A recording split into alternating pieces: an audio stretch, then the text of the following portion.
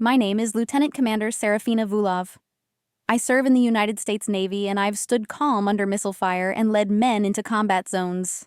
But nothing, absolutely nothing, prepared me for the moment my own father burned the $38 million check my grandfather left me right in front of 50 witnesses.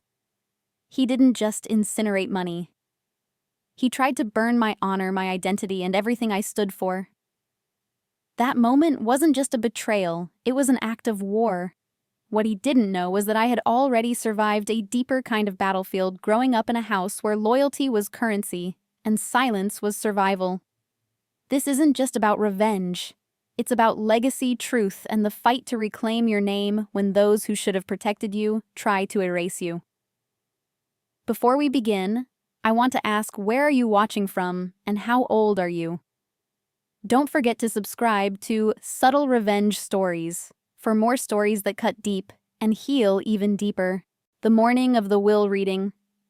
I arrived 15 minutes early, not out of nervousness, but protocol. My uniform was pressed to perfection, my medals aligned, my hair pulled into a tight bun that a single strand wouldn't dare escape. The elevator opened directly into the private floor of Vance & Associates, and the silence that greeted me was surgical. Glass walls, polished wood views of La Jolla Cove, stretching endlessly into the horizon. It was the kind of office where legacies were shaped and severed. I stepped into the conference room and stood at modified parade rest. I didn't sit. That room wasn't made for someone like me, not anymore. Maximilian Thorne, my father, sat at the head of the table, lounging in a tailored suit that probably cost more than a year of my base pay. He didn't glance up, didn't pause whatever shallow article he was reading on his iPad. His silence wasn't empty, it was weaponized. He made my presence feel like background noise, an annoying echo of a daughter who had walked away from the empire he built. Across the table, Isolde crossed her legs slowly, deliberately. Her glance was fleeting and cool, like I was a minor inconvenience at a shareholders' meeting. The corner of her mouth curled half smirk, half sneer. Not a single person said, "Welcome back." Not a nod, not a greeting. Just tension so thick I could feel it in the soles of my boots. Evelyn Vance, the family's attorney for over 3 decades, finally cleared her throat and took her seat at the head of the long mahogany table. "Shall we begin?" she asked with a crispness that didn't invite objections. Papers shuffled. The weight of inheritance secrets and buried resentments settled in like a storm cloud. She started reading.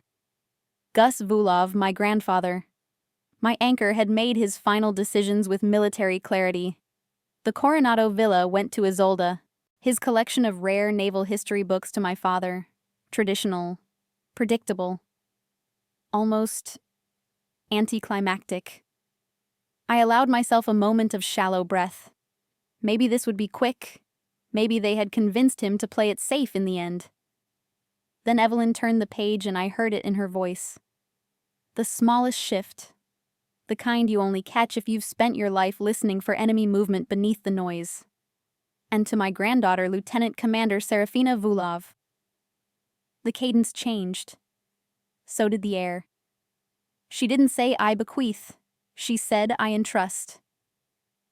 Evelyn's voice dropped an octave, quiet and resolute. My sole confidant. My fellow warrior.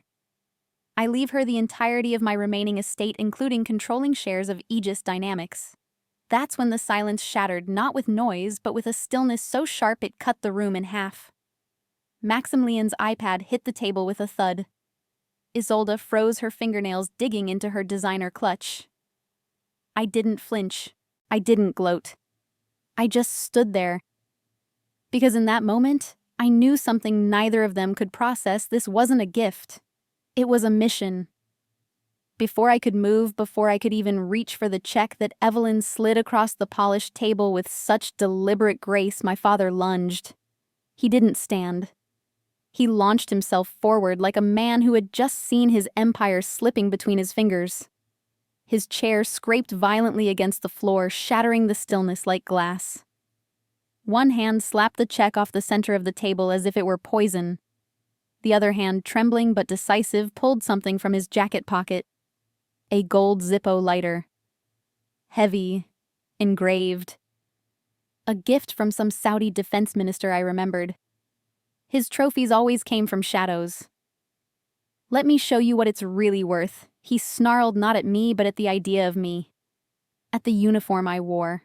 At the legacy my grandfather passed down, not to him, not to his perfect corporate princess, but to the soldier he never understood. He flicked the lighter open with a metallic click. The flame leapt up, dancing with malice. The room didn't move. No one spoke. Isolde's breath caught somewhere between shock and awe. Evelyn's lips parted, but no words came, and I, frozen in my stance, watched the flame touch the edge of the check. The paper curled instantly. Blue ink bubbled. My name blackened. The signature of Admiral Vulov, the man who taught me to salute, to lead, to never ring the bell, melted into nothing. I smelled burning fiber and ash mixed with expensive cologne and polished mahogany. I felt nothing, or maybe too much. I stood motionless because motion would have been surrender. He was daring me to cry, to scream, to protest. But I was trained better than that. Naval officers don't plead in boardrooms. "That white costume of yours," he spat, holding the check until it was almost completely gone, "it's a joke. It means nothing in the real world. Out here, men build legacies with profit, not medals." The last fragment of paper crumbled between his fingers and floated to the table like ash from a forgotten war. He dusted his hands as if cleansing himself of me. Of Gus. Of anything that didn't belong to the world he controlled. I felt the sting not from the money, not even from the rejection. What hurt most was the absolute clarity he didn't just hate the choice I made. He hated what it said about him. That his daughter turned down power, turned down privilege, and chose service. In his eyes, I was a defection, a betrayal, an embarrassment in white. Still, I said nothing. My spine stayed straight. My hands remained behind my back. Inside my jacket, pressed tight against my uniform, was a second envelope.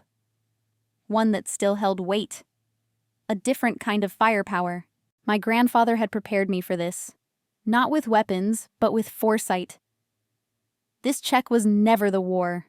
It was just the first shot. And war, real war, isn't won with fire. It's won with discipline, with precision, and with knowing exactly when to strike back. The first time they tried to erase me, there was no fire. Just silence. Cold and absolute.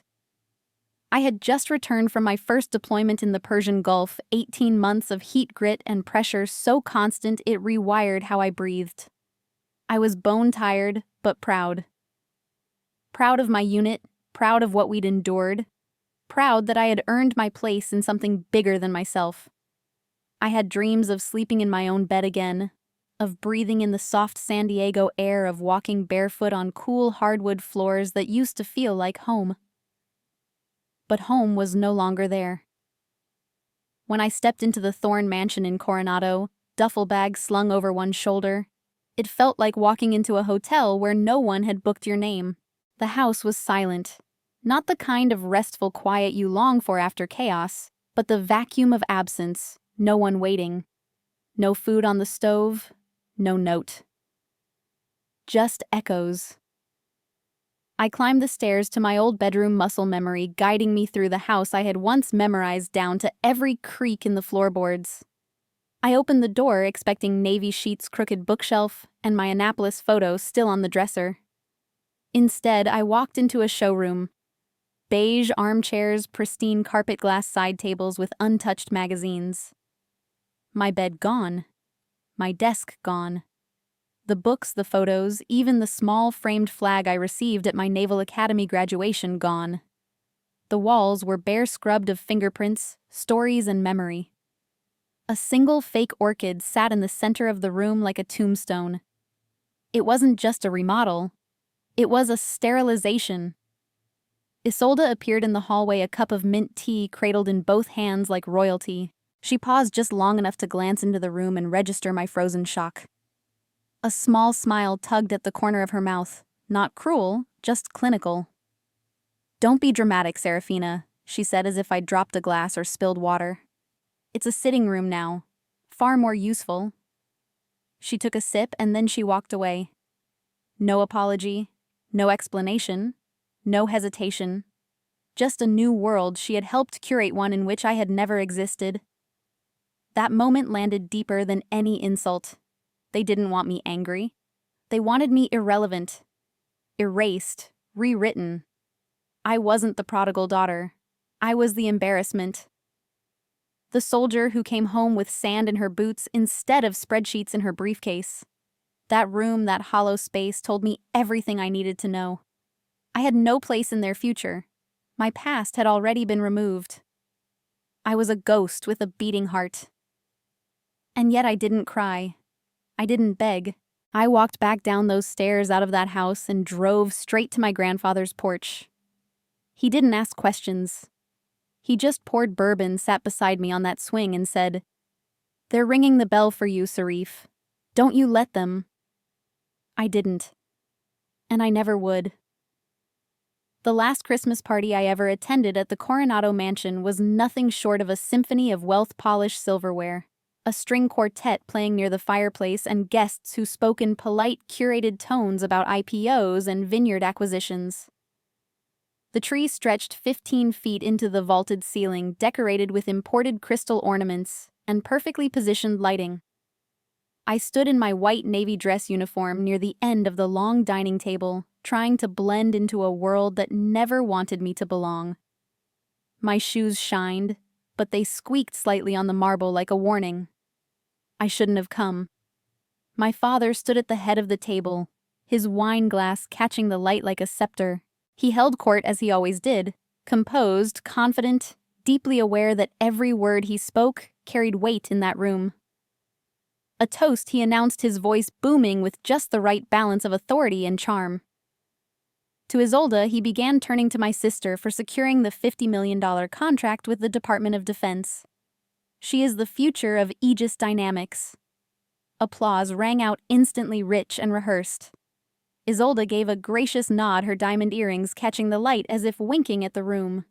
She was flawless, polished, everything I was expected to be and chose not to become. Then his eyes found me, and something changed. The pride he wore seconds earlier evaporated, replaced by a performative benevolence. And of course, he said, pausing as if retrieving a forgotten item from a dusty shelf, a toast to Saraphina. The pause was heavy. The room waited. "She's still serving our country," he added with a faint smile. "Working for the government. A stable career, I suppose." There were chuckles, not cruel but patronizing. A few polite clinks of glasses. Someone murmured, "That's nice." And just like that, my years of service, my deployments, my sacrifices, the ribbons on my chest were reduced to a government paycheck and a pat on the head. My throat burned, but not from wine. I hadn't taken a sip. My stomach tightened in that specific way it did before walking into a courtroom where the deck was stacked against me. I looked around and saw nothing but tailored suits and indifferent eyes. No one in that room understood what it meant to be standing on foreign soil in uniform, knowing one mistake could mean death. But they all understood stock options. And in their world, I was a quaint anomaly, a career officer in a family of capitalists. I excused myself halfway through dessert. The laughter and the piano music followed me out like ghosts. I didn't drive home to my apartment that night. I drove to my grandfather's place overlooking the bay. When I knocked, he didn't ask what happened. He just poured 2 glasses of bourbon, handed me one, and said nothing. We sat on his porch swing in silence. The lights of Navy ships glimmered in the distance. "They don't understand honor," he said finally. "They never will. But you do. That's all that matters." And for the first time in weeks, I exhaled. The ashes from the check still clung to the polished mahogany table, scattered like the remnants of something sacred violated in plain view. The scent of burnt fiber lingered, acrid, unmistakable, like scorched dignity. No one spoke. Maximilian had returned to his chair triumphant in his twisted mind, tapping absent-mindedly on his Zippo like a man who had just delivered a sermon and expected applause. Isolde stared at the table, the smug curve of her lips now neutral, perhaps trying to gauge how much she'd gained or lost. Evelyn Vance shifted uneasily, but she said nothing. Perhaps she had seen too much over the years to be surprised anymore. I didn't move. My posture remained exact. My heart, however, was no longer silent. It beat like a war drum.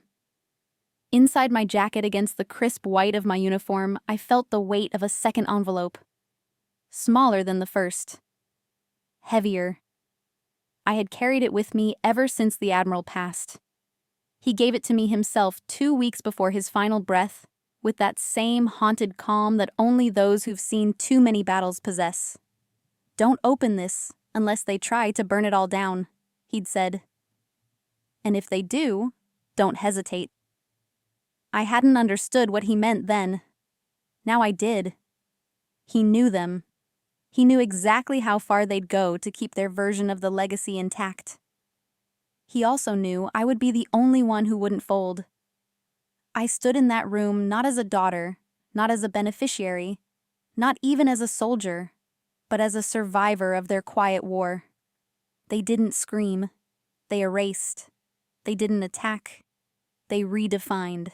Their cruelty wasn't loud, it was strategic, elegant, and thoroughly planned. And I realized then as I stood among ash and mahogany that this moment wasn't about money. It never had been. This was about inheritance in its truest sense. Not of assets, but of meaning, of legacy. My grandfather had handed down not wealth, but a mission, a duty. And now that duty had found its moment. That night, when I returned to my small apartment in North Park, I didn't turn on the lights. I sat on the edge of my bed, still in full uniform, and reached for the mahogany box he had given me years earlier. Inside, wrapped in navy blue cloth, lay a worn brass naval compass. The same one he carried through his own wars. I held it in my hand, heavy and cool, and watched the needle slowly settle toward true north, unwavering, silent, resolute. I remembered his voice from that porch swing, low and gravelly. "You don't win by shouting louder. You win by outlasting them." And then the line he always saved for the end. "Don't ever let them make you ring the bell." I didn't sleep that night. I didn't cry. I didn't scream. I sat with that compass in my palm and made a silent oath not just to him, but to myself. They had fired the first shot. Now it was my turn to calculate, to prepare, to move with precision. My name had been burned, but my mission had just begun. It started with a latte. A quiet morning, a corner seat at my usual coffee shop in North Park, the kind of place that played old vinyl jazz and knew your name by the second visit. I had just finished reviewing a set of case files from a JAG investigation, my mind still half in legalese, when I walked up to the register. I handed the barista my Navy Federal debit card and waited for the familiar beep.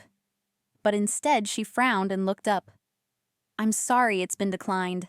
I blinked. "That's not possible. Can you run it again?" She did.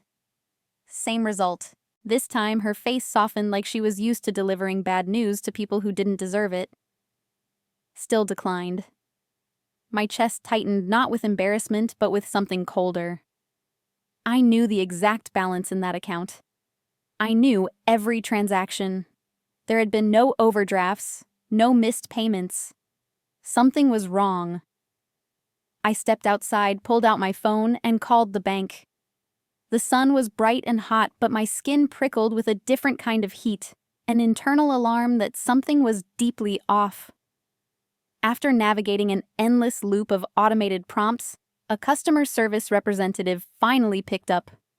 She sounded bored, detached. "Thank you for calling Navy Federal. May I have your name and account number?" I gave it. Silence followed, the kind of silence you don't get unless someone is reading something they weren't expecting. "Ma'am," she said cautiously. "Are you the account holder?" "Yes." "Lieutenant Commander Saraphina Vulov."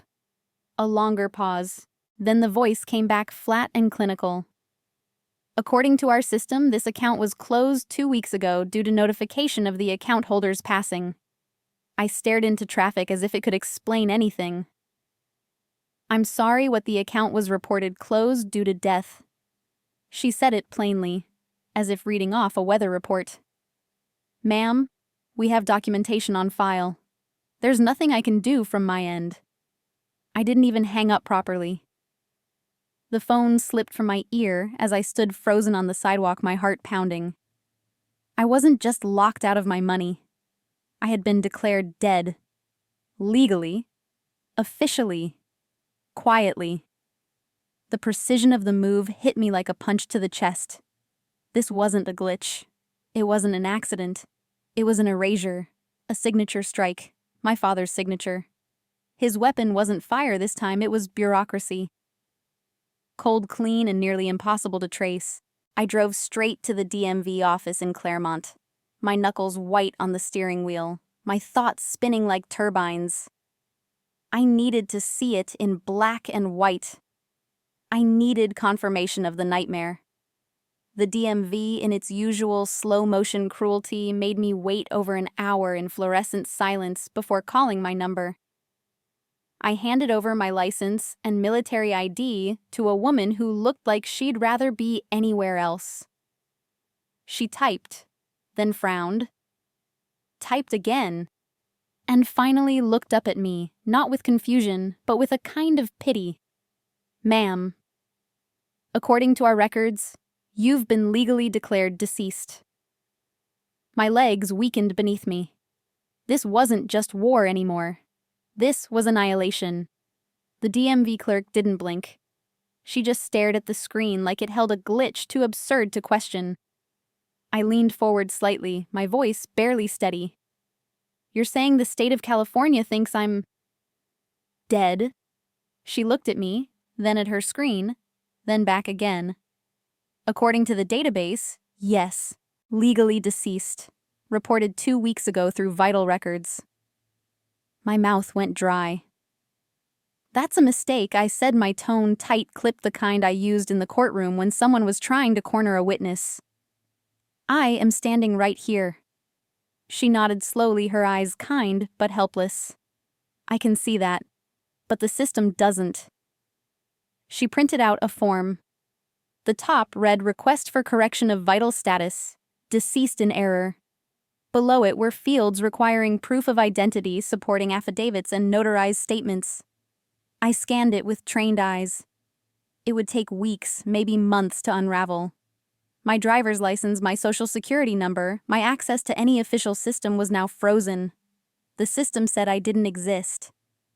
And the terrifying part wasn't just the red tape. It was how easy it had been. How quietly a single document had buried me. I walked out of that building into the punishing California sunlight, but the heat didn't touch me. I wasn't sweating, I was frozen from the inside. My Jeep waited at the curb, faded and battered, a symbol of everything I'd earned on my own. But at that moment, even it felt like it belonged to someone else. I sat in the driver's seat, gripped the steering wheel, and let my forehead rest against the rim. I'd been trained for high-pressure situations, interrogations, legal crossfire. But nothing trains you to be dead on paper while your heart still beats in your chest. It wasn't hard to connect the dots. This was my father's doing. It had his fingerprints all over it, strategic, quiet, and devastating. The kind of move that didn't break bones but unraveled identities. I remembered a phrase from Naval Law School, legal death without physical cause. It was meant to describe missing persons, abandoned identities, ghosts in the system. But I wasn't missing. I was targeted. Back at my apartment, the silence was deafening. I sat on the floor in my uniform, the one that no longer held weight in the eyes of any official agency. My laptop lay in front of me unopened. I couldn't face the world. Not yet. I reached into the inside pocket of my jacket and pulled out the second envelope again. Gus had told me to wait, to open it only if everything burned. Well, now it had. They hadn't just burned the check. They had burned my existence. They had tried to bury the ashes. I tore it open. Inside was a stack of legal documents, and at the bottom, a small black USB flash drive. I plugged it in with hands that trembled not from fear, but from something deeper resolve. The folder had one video file. When I clicked play, my grandfather's face filled the screen. Pale, tired, but sharp-eyed. Sarif. He said, his voice calm. If you're watching this, it means Maximilian did what I always feared. He will try not only to take your inheritance, but your very existence. Do not trust the system. Trust what I left for you. Fight like a Vulov. I didn't plan to turn on the television. I just needed background noise, anything to drown out the silence that had settled into my apartment like a fog. The kind of silence that creeps under your doorframe and curls around your spine. I was surrounded by the documents from Gus's envelope, trying to piece together what legal war would look like when the enemy wasn't just a man, but a machine built in his image. Then the voice came through the speaker, low, smooth, too familiar. Tonight, on Kusai News, the estate battle surrounding Admiral Augustus Vulov's fortune just took a troubling turn. My eyes snapped up to the screen. There he was, my father, Maximilian Thorne, dressed in his signature navy suit, somber tie, and that manufactured look of burdened dignity. He sat across from a local news anchor, posture relaxed, voice dripping with well-rehearsed gravitas. First and foremost, he began, our family loves Saraphina deeply. We are incredibly proud of her service to our country. He paused. Let the word service linger like perfume on a poisoned letter. But, as many of our brave veterans know, the scars of war aren't always visible. I felt the blood drain from my face. Since her return, she's struggled. He continued, lowering his voice into that fatherly tone designed to provoke sympathy, not scrutiny. This was never about money. It's about protecting a vulnerable member of our family, someone who may not be in the right state of mind to handle a legacy of this magnitude. The anchor nodded solemnly, as if she were hearing about a wounded bird that had flown too far. I stood up, remote in hand, but I didn't mute it. I needed to hear every word. He wasn't just attacking me. He was dismantling me publicly, strategically, with language as sharp as a scalpel. He was using my uniform, my deployments, my sacrifices as evidence that I was unfit, that I was unstable, that I was broken. And the worst part, he did it with a smile, with patriotic undertones. He wrapped his betrayal in the flag and used it to choke me. In that moment, the sting of the burned check, the horror of being declared legally dead, all of it paled in comparison to this. This wasn't financial. This wasn't legal. This was personal. He was rewriting my identity in front of millions. He knew I would fight back. So he made sure I looked unhinged before I ever stepped into court. I turned off the TV, not in rage, but in a cold, surgical calm. My heartbeat slowed. My breath steadied. This wasn't pain anymore.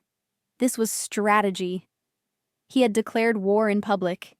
He had used perception as a weapon. But he underestimated one thing: I was trained to fight under pressure, to operate in hostile territory, and most of all, to remain calm when surrounded by chaos.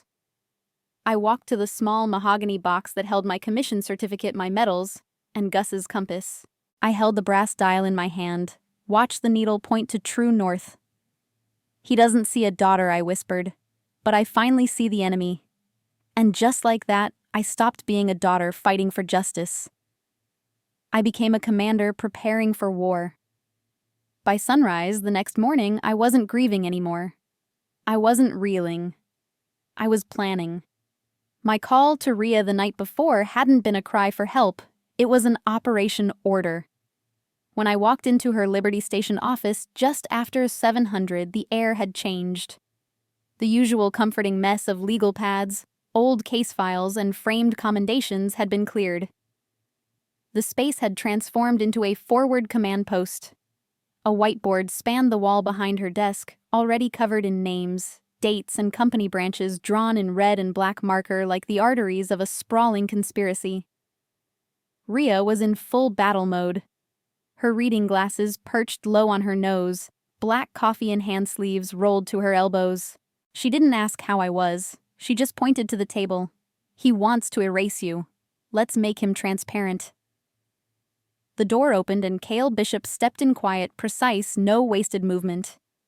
He looked more like a professor than a threat, but behind that mild exterior was the mind of a former naval intelligence officer who once dismantled espionage networks with nothing more than metadata and a whiteboard. He carried a heavy Pelican case and wasted no time. As he laid out scanners, a forensic tablet, and digital microscopes, I pulled the forged documents from Gus's envelope. Transfer forms, fake affidavits, even a death certificate. I paired them with my original military records, years of official signatures, orders, promotions, and legal filings. Cale examined both sets with the same intensity one might reserve for landmines. "This won't take long," he said, his voice almost a whisper. "Their confidence will be their undoing." For the next 4 hours, we operated like a surgical team. Cale scanned, compared, and dissected. Rhea analyzed corporate structures, shell companies, and board meeting transcripts. I filled in the gaps, context, timelines, subtle patterns in behavior that only someone raised inside the machine could recognize. No emotion, no outbursts, just focused, methodical work. At precisely 1147 hours, Cale leaned back in his chair. "Got it," he said, turning the monitor toward us. 2 signatures appeared side by side. "This is your authentic signature," he said, pointing to a document from my Naval Academy graduation file. Looped, V, slight upward flourish. Consistent across 24 samples. He zoomed in on the other. "This, however, is a digital lift pixel artifacts on the curve, blunt end stroke, and jagged edges." He clicked to the next slide. "They scanned it from your DD-215, cropped and pasted it onto the transfer form." It's amateur hour. Rhea let out a slow breath. "Can you certify that in a sworn affidavit?" Cale nodded. "Already writing it." She turned to me. "That's our silver bullet, Saraphina. This isn't just injustice now. It's forgery. It's felony fraud." I didn't smile. I didn't flinch. I felt the cold fire of strategy burn behind my eyes. "He thought erasing me would be clean," I said quietly. "But now we have the dirt. And the match. We didn't have to scream. We just had to present the truth and make sure it exploded where the world could see it." Declan Riker wasn't the kind of man you contacted unless you were ready to burn bridges and watch the fire spread. I had heard about him from fellow JAG officers, mostly whispered with equal parts admiration and warning. He was the kind of journalist who didn't chase clicks. He hunted consequences. So when I called the only mutual contact I trusted to get me his number, I wasn't looking for attention. I was preparing a tactical strike. I dialed his number just after dusk, my voice calm, my message brief. "This is Lieutenant Commander Saraphina Vulov. I have a story. It involves a forged death certificate, a burned inheritance, and a man trying to bury the truth beneath boardrooms and broadcast news." There was silence on the other end. Then a low gravel voice. "Where do we meet?" He chose a bar near the waterfront, low ceilings, sticky floors, the kind of place where people went to forget things, not record them. When I walked in, he was already seated in the back booth, scribbling notes on a napkin with a pen that had seen better days. He looked up, his eyes scanning me like a scanner on airport security. He didn't stand. He didn't shake my hand. He just said, "Sit. Talk." I didn't give him emotions. I gave him facts. I slid a flash drive across the table containing everything: Cale's forensic analysis, the affidavit, the forged legal filings, even a private deposition from a doctor coerced into signing my death paperwork. Riker said nothing. Just listened and nodded occasionally. When I told him about the burned check and the live TV interview where my father questioned my mental stability, his eyes narrowed, but he still didn't speak. It wasn't until I said, "He didn't just try to take my money. He tried to erase my name, my rank, my record, everything I fought for," that Riker leaned back, tapping his pen slowly on the table. "He declared you dead while you were alive," he muttered. "Legally, publicly, strategically. That's not just abuse of power. That's institutional manipulation. He tucked the flash drive into his inside pocket without another word. I'll be in touch. I expected a week, maybe 2. Instead, the story dropped Monday morning at 0600 sharp, not buried on some obscure blog, but as the lead headline on ProPublica. A legacy in ashes inside the Thorne family's attempt to erase a Navy officer for profit. It was surgical, brutal, and impossible to refute. The piece laid everything bare: timeline evidence, direct quotes, expert analysis. And then came the ripple effect. Reuters picked it up. AP ran it before noon. The hashtag #JohnRJusticeForVulov trended by lunch. Veterans groups across the country mobilized in outrage. Aegis Dynamics stock dropped 7% in 4 hours. My father's carefully curated image began to fracture the cracks, spreading faster than any PR firm could patch. I watched the coverage from Ria's office, silent, sipping burnt black coffee. We didn't need to scream. We didn't need to smear. We just needed the truth and the right person to speak it. And Declan Riker had turned it into a cannon. For the first time, Maximilian Thorne wasn't in control of the story. He was the story, and now he was bleeding credibility. The marble floor beneath my shoes echoed with every step, not because the courthouse was empty, but because I refused to walk quietly. I wore my full Navy dress uniform not out of pride, but as a declaration. My father had tried to reduce it to a costume. Today, it was my armor. The corridors of San Diego Superior Court smelled faintly of old paper, lemon polish, and tension. I didn't look left or right. I walked with the steadiness of someone trained to advance through hostile territory. But this time, the battlefield wasn't a desert or courtroom. It was both. Ria met me outside the courtroom door, her face composed, her eyes alert. "You ready?" she asked. I nodded once. Always. Inside the room was already half full. Reporters, lawyers, observers who had followed the ProPublica piece and now wanted blood, his or mine. Maximilian and Isolde sat at the defense table surrounded by 3 high-powered attorneys in tailored suits that probably billed by the syllable. My father looked pale, his jaw set, hands tight around a yellow legal pad.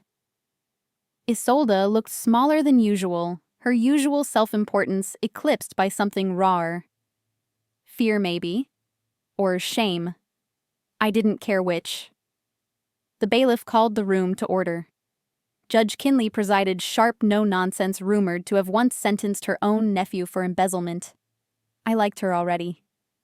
The defense went first, and as expected, they moved to dismiss. Their lead counsel, Benson, spoke in rehearsed waves. Tabloid sensationalism, emotional daughter, unstable mental health, private family matters. He said all the things I expected them to say. But it wasn't just what he said. It was how confidently he said it. They still thought they could bury me in perception. Then Ria rose. No theatrics, no anger, just truth. Your Honor, what stands before this court is not a family dispute. It is a deliberate, orchestrated conspiracy involving forgery, fraud, and the erasure of a decorated officer's identity. She placed Cale's affidavit on the judge's bench. This document proves that the signatures transferring corporate control were digitally manipulated, not similar manipulated. Then came the deposition from the physician coerced into signing a death certificate he now swore was based on falsified information. Finally, Ria turned and gestured toward me. And if the court still needs clarity, allow me to present the so-called deceased Lieutenant Commander Saraphina Vulov. Alive, present, and standing on her own name. The room was still. Even Benson stopped flipping his pages. But Ria wasn't done. We also request permission to submit a video testimony from Admiral Augustus Vulov recorded 1 month before his death. Judge Kinley nodded once. Play it. The lights dimmed. A screen descended. And there he was, my grandfather. Older, frailer, but steady as ever. His voice filled the room. If you are watching this, then Maximilian Thorne has done what I feared. Let me be clear, my legacy belongs to Saraphina. Not because of blood, but because of honor. When the screen went black, the silence was different. It wasn't shock, it was surrender. The truth had entered the room, and no amount of legal wrangling could undo it. For the first time in weeks, I wasn't fighting to prove I was alive. I was finally being heard. The air inside the courtroom felt thicker after the video ended, as if Admiral Vulov's words still echoed suspended in the atmosphere like smoke that refused to clear. No one moved. Even the bailiff remained frozen. Judge Kinley's eyes, sharp and unreadable, scanned the room, slowly pausing on my father. His face had gone sheet white. All the polish, all the corporate steel he had carefully built around himself gone. What remained was a man cornered by truth. She turned to Isolde next. My sister sat small and brittle beside him, her hands clutched in her lap nails, digging into her own skin. Her confidence had collapsed under the weight of the evidence. I watched her eyes flicker from the screen to the judge and back to me like she was trying to calculate how much of herself could still be salvaged. She found no answer. Judge Kinley cleared her throat, her voice razor-sharp and calm. This court finds sufficient and credible evidence of conspiracy to commit fraud, forgery, and perjury. Her gavel hovered for a breathless second, then came down hard. The sound cracked through the courtroom like a thunderclap. All asset transfers and corporate actions executed under fraudulent authority are hereby declared null and void. All accounts and holdings related to Admiral Vulov's estate are frozen pending further investigation. She turned back toward Maximilian and Isolde. This matter is referred to the District Attorney's Office for criminal review. I didn't flinch. I didn't cheer. I didn't even exhale. I just stood there, the weight of the moment pressing down on me like a mountain. I had won. But there was no confetti, no triumphant swell of music. There was only quiet and exhaustion. Ria gently touched my arm as the judge exited the bench. "It's done," she said softly. But I knew better. This was just the end of one battlefield. As the courtroom cleared, my father remained seated, his eyes hollow. His lawyers whispered frantically, but he didn't respond. Isolde finally stood shaky and unsure. She glanced at me as if searching for something familiar. Recognition, mercy, connection. I gave her nothing. I wasn't cruel. I was just empty. Outside, the press had already gathered like vultures, sensing the end of a dynasty. I ignored the microphones, the cameras, the shouted questions. I walked past them in full uniform, head-high, hands steady. Not because I needed to perform strength, but because after everything after the fire, the forged papers, the lies, the broadcast betrayal, I finally felt unbreakable. Back in Ria's office, we didn't celebrate. We sat quietly. She poured 2 fingers of bourbon into mismatched glasses and handed me one. "To Gus," she said. I raised mine. To truth. We didn't drink fast. We didn't talk much. We just sat in the stillness, the kind that comes after a storm has passed but before the ground dries. And in that silence, I realized something unexpected. The war may have ended in that courtroom, but the real reckoning, what I chose to do with my freedom, my power, my name, that had only just begun. The text came exactly 1 week after the verdict. Just 3 words. Please. Let's talk. No explanation, no apology, no context, just a message that hung in my inbox like a ghost refusing to rest. I stared at it for a long time. I thought about deleting it, about letting silence speak louder than anything I could ever say. But Ria's voice echoed in my mind from the morning after we won. "You've won the war, Saraphina. Now you have to decide who gets to live in your peacetime." So I replied, 1 word. Tomorrow. But not at the mansion, Not at the Aegis building. I chose neutral ground, a small coffee shop in the Gaslamp Quarter. Historic. Impersonal. A place with no memory. A place where sisters could meet as strangers.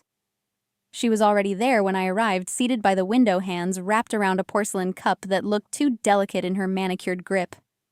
Her Chanel suit, normally flawless, hung slightly loose at the shoulders. Her eyes were shadowed with sleeplessness. Still, she tried to smile. "Seraph," she began, her voice too soft, too rehearsed. "I'm so sorry." I didn't answer. I just sat. She reached out across the table, her fingers hesitating in mid-air like she wanted to touch mine, but didn't know how. I left my hands in my lap. The silence between us wasn't awkward. It was final. "I didn't know it would go that far," she said quickly, as if speed could hide the cracks. "Dad told me it was just temporary paperwork, that it was a restructure strategy. I just signed where he told me to." I tilted my head slightly. "You signed my name, Isolde," I said evenly. "You stood by while he burned the check. You watched as he told the world I was unstable. That's not confusion. That's complicity." Tears welled in her eyes, real or performative, I couldn't tell anymore. "But I'm your sister," she whispered, voice breaking. "We're family." I took a breath, not deep, not shaky, just measured. Family doesn't try to have you declared dead. Family doesn't forge your signature. Family doesn't destroy your life because they're afraid you might inherit what they were never meant to have. She opened her mouth again, but I held up a hand. "You had a choice, Isolde. Between loyalty and ambition. Between doing what's right and doing what Dad wanted. You made your choice, and now you have to live with it." I pulled a 20 from my wallet and set it on the table between us. Her expression crumpled like paper. "Please, Sarif," she choked. "Don't do this." I met her eyes one last time. "I'm not pressing criminal charges against you. That's the last gift I'll ever give you." I turned to leave. Her sob behind me was quiet. The sound of a door closing, of a bridge falling into silence. Outside, the sky was overcast, the air damp with the scent of rain. I walked away without looking back. Not out of anger, but because there was nothing left worth looking back at. A week later, the official documents arrived at my apartment. Thick manila envelopes stamped with court seals and embossed insignias delivered by a courier who didn't make eye contact. Inside were the papers finalizing my control over the entire estate of Admiral Augustus Vulov bank accounts, real estate holdings, intellectual property, and most notably the controlling shares of Aegis Dynamics. With a signature, I could become CEO. I could sit in the same high-backed leather chair where my father once ruled with silent strategy and fear. I could walk into the executive floor, flash the badge with my name on it, and watch the boardroom fall silent at my arrival. But when I held the pen, something in me resisted. That office had never been built for someone like me. It was an empire shaped by men who measured success in quarterly profits and conquest. There were no medals on those walls, no values carved into the architecture, just glass, steel, and ambition. I visited the office once alone after hours. Security let me in without question. The top floor still smelled like his cologne and ambition. I stood in front of the CEO desk, ran my fingers along the mahogany edge, and stared at the view of the city below. The chair was massive, centered perfectly beneath a backlit company logo. It looked more like a throne than a workstation. I didn't sit. Instead, I opened the desk drawer. Inside were old notes, business cards, a whiskey glass still marked with a faint ring. Buried beneath them all, I found a framed photo of my father and Isolde at a Department of Defense gala. I wasn't in it, not even a cropped shoulder. I left it there unopened, untouched. The next morning, I made a decision. I filed paperwork not to assume the CEO title, but to install a new board of directors. People who understood the intersection of integrity and innovation. Retired military officers. Veterans of the nonprofit sector. Engineers who once left the company because they were told ethics weren't scalable. I wanted voices that valued more than dividends. I exercised my authority to allocate a significant portion of the company's annual profits toward the establishment of something new. Not an investment fund, not another headquarters, but a foundation. The Vulov Foundation dedicated to supporting female veterans transitioning back to civilian life. Legal aid, career training, mental health care, housing support, real tangible assistance. The kind I never had when I came home to a cold beige sitting room where my childhood used to be. I chose the location myself, an old naval building at Liberty Station not far from Ria's office. We restored it brick by brick, kept the military roots intact, and filled it with light, warmth, and purpose. We didn't hang stock certificates on the wall. We hung flags, letters, stories. Proof that honor didn't end at discharge, it transformed. I didn't take my father's chair.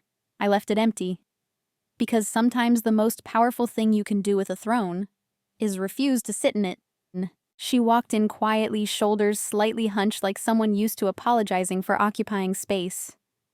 Her boots were scuffed, her jacket one size too big, and her eyes carried the kind of exhaustion you don't get from lack of sleep, but from carrying something too heavy for too long alone.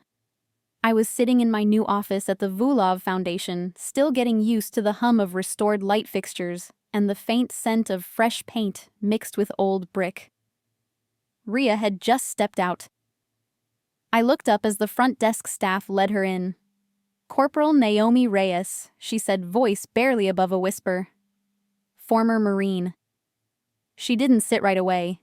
Her eyes scanned the walls, photos of women in uniform, folded flags, commendations that never made it to headlines. When she finally lowered herself into the chair across from me, she gripped the armrests like she expected the room to collapse at any moment. I didn't offer a speech. I didn't offer pity. I just waited. Her story came in fragments. She'd reported her commanding officer for harassment while stationed overseas. The investigation had been rushed, turned inward. She was labeled a disruptive presence, given a less than honorable discharge, and blackballed from most jobs that required clearance. Her parents cut off contact. Her savings vanished in legal fees. She was living out of her car. At one point, her voice cracked and she stopped mid-sentence. "I'm sorry," she said, wiping her eyes. "I didn't come here to cry." I leaned forward, resting my arms on the desk. "You came here because you didn't know where else to go. That's exactly why we built this place." She blinked at me, unsure whether to believe it. So I kept my voice steady. "You are not broken. You are not weak. And you are not alone." Behind her, I saw Kale enter quietly, a folder under his arm. Ria followed, already reaching for a legal pad. They didn't need instructions. They had lived this fight with me. They knew what to do. Ria took her case pro bono. Kale began reviewing her discharge paperwork for digital manipulation. Within an hour, we had filed for a discharge appeal, contacted a veterans housing nonprofit for temporary assistance, and scheduled a trauma-informed counseling session with one of our in-house therapists.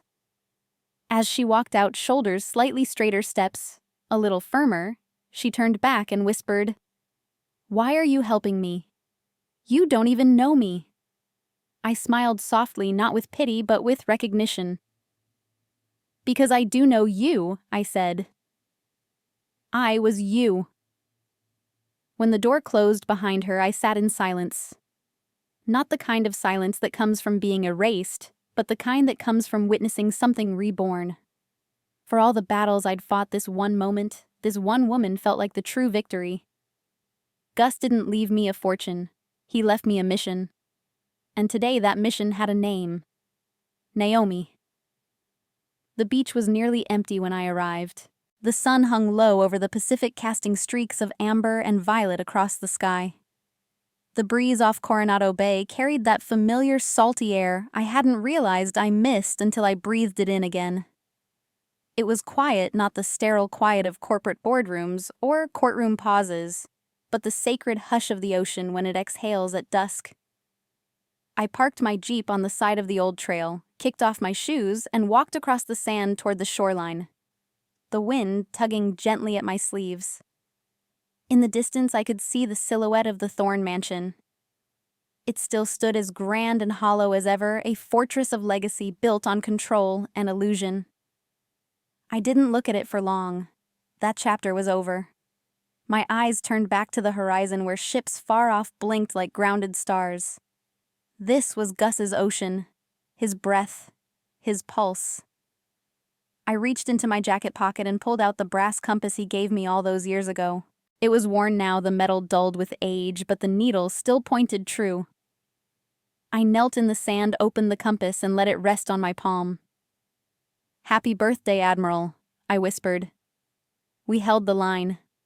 The tide rolled in, slowly kissing the edge of my boots as if acknowledging the words. I hadn't come for closure. I'd come for gratitude. For all his foresight, Gus had never asked for loyalty to a name or a company. He asked for loyalty to principle, to honor, to truth even when it cost everything. Especially then. I sat for a long time watching the light change. The ocean didn't care who sat on corporate thrones or who appeared on cable news. It didn't care who had the last word in a courtroom. It only cared that you listened, that you stayed grounded, that you remembered who you were before the world tried to tell you otherwise. As the sky deepened to indigo, I finally stood. I didn't need the compass anymore, but I brought it with me because some things aren't for direction. They're for remembrance. I slipped it back into my pocket and turned away from the waves. I didn't feel the weight I once carried. The guilt. The need to prove something. The need to be seen. They had all been burned away, not in fire, but in clarity. Walking back to the Jeep, I didn't look over my shoulder. I didn't need to. The past didn't follow me anymore. It rested where it belonged, in memory, in salt air, in the steady heartbeat of the sea. And as the wind moved through the palms behind me, I heard it, not words, not sound, but a knowing. I had become the woman Gus believed I could be. Not by inheriting his power, but by living his purpose. I didn't announce my return to Aegis Dynamics with a press release or a headline. I didn't need to. The day I stepped into the building again, everything had already shifted. The air was different, no longer heavy with fear and formality, but uncertain, watchful. I wasn't there to reassure anyone. I was there to rebuild what my father had hollowed out. The lobby receptionist, a woman I vaguely remembered from board meetings years ago, stood when she saw me, clearly unsure what to say. I gave her a polite nod and kept walking. I wasn't angry with the employees. They had survived under a regime that rewarded silence and punished integrity. That was about to change. The executive board met in the glass conference room just like they had when they signed away my name. I entered without knocking. 7 men and 2 women sat at the long table, all mid-conversation, their words faltering the moment they saw the uniform. I didn't sit. I stood at the head of the table and placed a folder in front of each of them. "This is your new code of ethics," I said, my voice calm but absolute. "Effective immediately. Review it, sign it, or step down." One of them, a man in his late 60s who had once called me Max's moody daughter in a shareholder call, tried to speak. "Lieutenant Commander Vulov, with respect, this kind of culture shift requires..." I cut him off. "It requires leadership." And the last man who held this chair had none. He closed his mouth. Smart choice. I outlined the reforms clearly. Mandatory ethics training, whistleblower protection policies, complete audits of all subcontractor relationships, a moratorium on any deal that bypassed military procurement transparency laws. "This company will no longer profit from manipulation," I said. "We build what protects lives, not what lines pockets through shortcuts and secrecy." There was pushback, quiet at first, then louder. They cited shareholder panic, reputation damage optics. But I wasn't there for comfort. I was there for correction, and I reminded them who now held the controlling vote. "This isn't a discussion," I said plainly. "This is a course correction. One we should have made years ago. I knew what this meant. Profits would dip temporarily. Media backlash might follow. Some legacy clients would walk. I was ready for all of it. Because what we were building now wasn't just a defense contractor. It was a new standard. One where integrity wasn't a marketing slogan. It was non-negotiable. Later that week, I walked the production floor unannounced. Engineers looked up wide-eyed, unsure of how to greet the woman who now signed their paychecks. I stopped at one station where a young woman was inspecting circuitry. She straightened, nervous. "Ma'am," I smiled. "You like it here?" She hesitated. "I like the work. I just wish it meant something more." I looked at the schematic in her hand. "It will," I said. "Starting today, it does." And as I moved through the heart of the company my grandfather once believed could be more than just profitable, I knew we weren't just repairing a brand. We were reclaiming a purpose. And this time, no one would sign it away with a pen behind closed doors. The Vulov Foundation started with a few desks, some folding chairs, and a handful of veterans who didn't believe in second chances because the system had never given them one.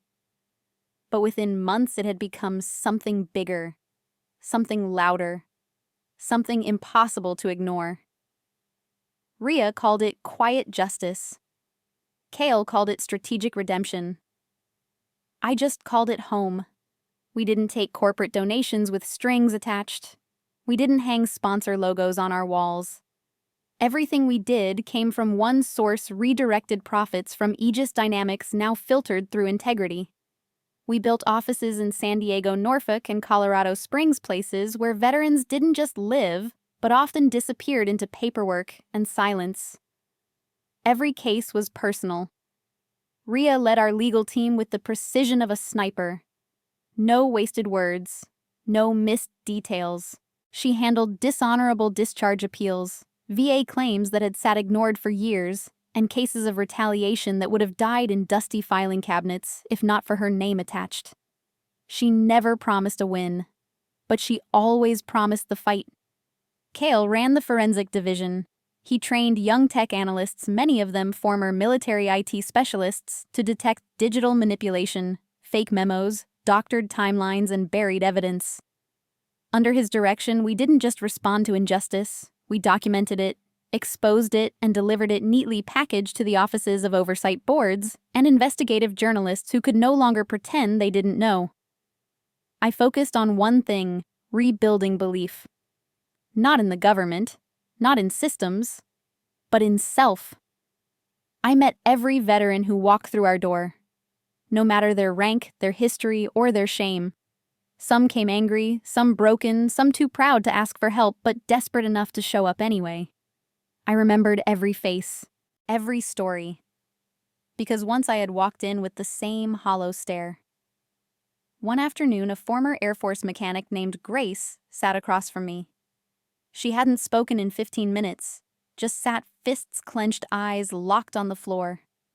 Finally, she whispered, "They took my name. Made me feel like a liability." I leaned forward. "So did mine," I said. "But names don't stay stolen forever. We get to take them back." Her shoulders shook. She didn't cry. She nodded. And for some people, that's louder than a scream. We started holding monthly roundtables, closed-door gatherings where veterans shared stories, swapped legal advice, and sometimes just sat in silence, knowing they weren't alone. We brought in job counselors, therapists trained in military trauma, and sometimes we just grilled hot dogs out back and played 80s rock until midnight. Healing didn't come in one form. It came in moments, in people, in persistence. I often sat alone after hours in the main room beneath a framed quote Gus once carried in his wallet. "Honor is not inherited. It is earned, then protected." That quote had once been my grandfather's compass. Now it was ours. And each person who walked through that door made it more than words. They made it legacy. I saw her across the room before she saw me. Brenda Carlisle, anchor of the QSI News segment that had first aired my father's lies. She stood near the refreshment table at a nonprofit gala honoring military transition programs. Her hair perfectly styled, her blazer tailored. She looked every bit the composed professional she'd been on screen the day she helped him paint me as unstable. I could have turned away. Could have left her in that room without a second thought. But something in me knew this moment wasn't about vengeance. It was about visibility. She finally spotted me. Her expression froze wine glass hovering midair. Her eyes widened slightly, not with fear, but with recognition. She walked over slowly, hesitant like approaching a landmine she wasn't sure was still active. "Commander Vulov," she said, voice lower than I remembered. "I wasn't expecting to see you here." I gave a polite nod. Neither was I. But I make it a point now to be where the narrative used to be written without me in the room. Her shoulders dropped slightly. She looked down, then back up. "I owe you an apology." I didn't blink. "Yes, you do." She swallowed hard. I didn't know. Not the full picture. We had a script. The team vetted his statements and I trusted the source. That's the thing about truth," I said, my tone calm but firm. "It doesn't come with a teleprompter. It comes with consequences." She nodded, shame clouding her expression. "I followed everything since. The court case, the foundation, the reforms at Aegis. You've done more than any headline could ever capture." There was a pause. Then almost timidly she added, "Would you ever consider coming on the show, your version? Unedited, just you." I stared at her for a long moment. Not out of spite, but calculation. Then I said no. Her eyes widened. "No," I shook my head. "My story isn't for ratings. And it doesn't need to be validated on the same platform that once tried to erase me." She opened her mouth to object, but I held up a hand gently. "But I will make you a counteroffer. Come visit the Vulov Foundation. Talk to the women who never got a camera, a microphone, or a voice. Tell their story. And if you can't do that with integrity, then maybe just don't tell any at all." Brenda stood there stunned. Then slowly she extended her hand. "That's fair," she said. I shook it, not out of forgiveness but finality. Some stories, I said quietly, don't need retraction. They need replacement. I turned and walked away, the heels of my boots clicking against the marble, echoing in a room where silence used to be my only ally. Outside, the night air was cool, clean, and I breathed it in deeply, not as a woman chasing redemption, but as one who had already found it. Not through cameras, not through apologies, but through action, through proof, through never letting the lie be the last word. His name was Darius Holt, 26, former Army logistics specialist, dishonorably discharged for insubordination and breach of protocol. At least that was what the paperwork said. But papers lie. Systems lie. What they didn't say was that Darius had reported a superior officer for illegally selling off surplus medical supplies meant for combat medics for field hospitals for lives. And in return, they labeled him a liability, a troublemaker, a name to be erased. He walked into the foundation in worn boots and a hoodie 2 sizes too big. His file was thin but explosive. Kale reviewed it first, then passed it to Rhea without a word. Her lips pressed into a hard line. "They railroaded him," she said flatly. "Fastest court-martial I've ever seen. No legal counsel worth the name, just a decision they wanted on the books." When I finally met Darius, he didn't look me in the eye. He sat on the edge of the chair in my office like he was waiting to be asked to leave. "I know this won't change anything," he said quietly, but I figured I had to try something. I leaned forward. "We don't try here, Darius. We build, we fight, and we restore." He blinked, unsure how to absorb that, so I slid a folder toward him. "This is your new legal strategy. Rhea's already filing the appeal. Kale's forensic team is digging into the case archive, and I've personally written a letter to the Congressional Oversight Committee."